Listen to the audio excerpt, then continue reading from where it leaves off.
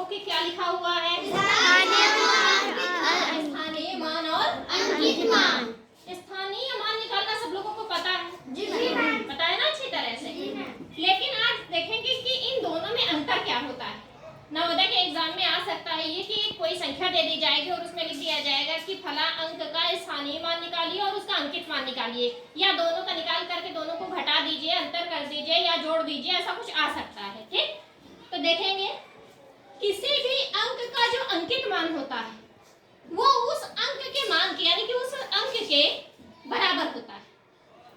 यह स्थान बदलने पर भी नहीं बदलता है, चाहे उसको किसी भी तरफ खिसका सकते हो लेकिन वो बदलेगा नहीं।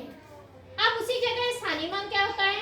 जबकि स्थानीय मान स्थान बदलने पर बदल जाता है। ठीक, जैसे हमारे सामने है ये संख्या कितनी लिखी हुई है?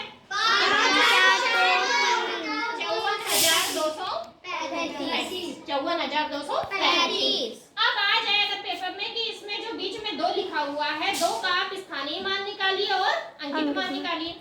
तो हम जब 2 का स्थानीय मान निकालेंगे तो हमने यहाँ देखा 2 लिख दिया, और 2 के आगे हमने कितने जीरो लगा दिए? 2 जीरो ही क्यों लगाए हमने 2 के आगे?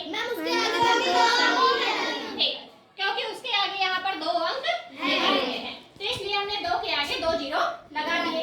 अब उसका अंकित मान यानी कि उसकी एस वैल्यू कितनी है, यानी कि जो संख्या है वही यानी कि जो अंक है वही अंक यहाँ पर लिख दिया जाएगा। अगर इस 2 को हम खिसका के यहाँ ले आए 4 की जगह, तो जरा बताइए कि 2 का स्थानीय मान कितना हो जाएगा?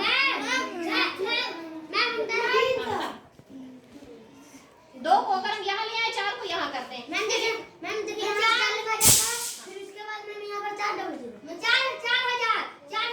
अच्छा हम लिख करके बताते हैं, रुकिए। मान लो हम लिख दें 5 2 4 3 5। अब हम पूछ रहे हैं जरा 2 का स्थानीय मान बताइए, 2 का अंकित मान बताइए। 2 लिख के 3 और अंकित मान कितना हो जाएगा? 2।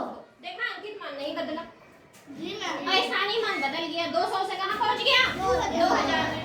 तो ये होता है कि अगर अंक की जगह है हम चेंज कर दिए है ना, तो हमारा अंकित मान बदलता